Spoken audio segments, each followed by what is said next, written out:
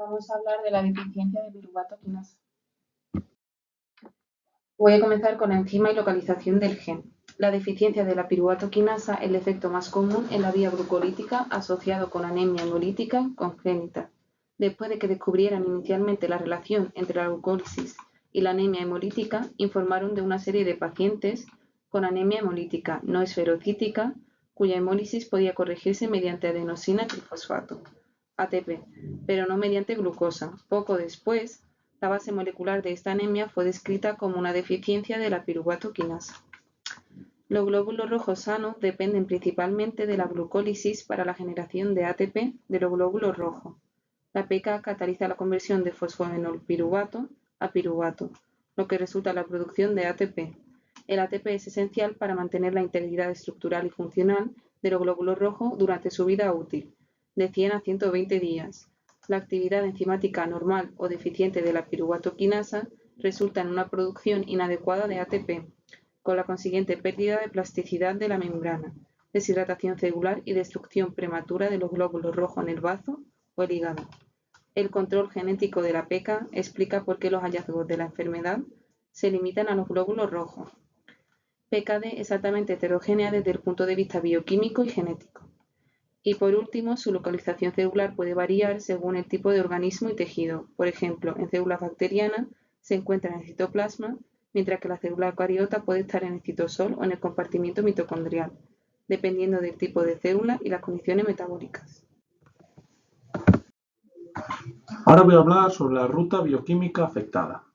La piruvato quinasa cataliza la transformación de fosfonolpiruvato y ADP en piruvato y ATP. La enzima está en todas las células vivas y es clave en la glucólisis, que es la ruta central del metabolismo de los carbohidratos y es la principal ruta bioquímica afectada por esta deficiencia. Su deficiencia, debido a la mutación del gen PKLR, origina una reducción de la capacidad de la célula para generar energía a partir de la glucosa y también genera alteraciones en los eritrocitos. La deficiencia de la piruvato quinasa también genera anemia hemolítica no esferocítica. Bien, los metabolitos más importantes afectados son, en primer lugar, el piruvato. La pKa cataliza la conversión de fosfonolpiruvato a piruvato. Su deficiencia puede producir una acumulación de fosfonolpiruvato y una disminución de los niveles del piruvato. Lactato. La acumulación del fosfonolpiruvato puede provocar mayor formación de lactato como producto final de la glucólisis anaeróbica. Por lo tanto, los niveles de lactato pueden aumentar en respuesta a esta deficiencia de pKa. En siguiente lugar vamos a hablar del ATP.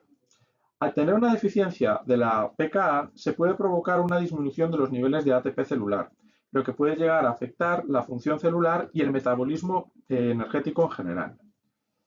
Y ahora, los dos metabolitos también afectados son el fosfato de glicerol y el 2,3-bifosfoglicerato, que al tener una deficiencia de pKa también pueden estar afectados debido a cambios en el flujo metabólico.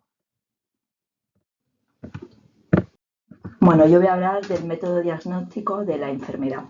Las sospechas que indican que un niño nace con la enfermedad son anemia hemolítica crónica, principal consecuencia de la deficiencia de piruvato quinasa. La gravedad depende del paciente. En casos graves se llega incluso a la hidros fetal del nacimiento del feto. Otras manifestaciones vistas en el recién nacido son retraso del crecimiento, histeria y o sobrecarga de hierro. El diagnóstico de la enfermedad se confirma con las siguientes pruebas: una ecografía de brazo presentando un aumento de tamaño y congestión, y luego estudios analíticos que incluyen recuento de Matías y de reticulocitos, niveles de bilirrubina y frotis de sangre.